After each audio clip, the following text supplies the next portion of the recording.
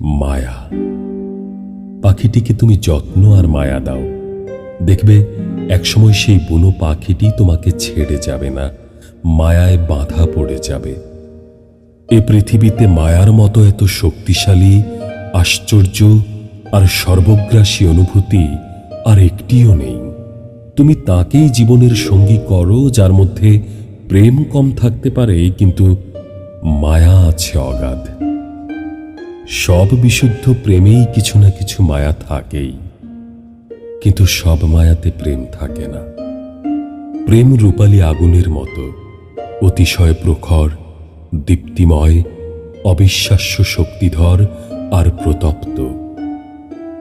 মায়া হচ্ছে স্বচ্ছ জলের মতো, রংহীন, শীতল, প্রশান্তিময়, অবিরল আর শান্ত।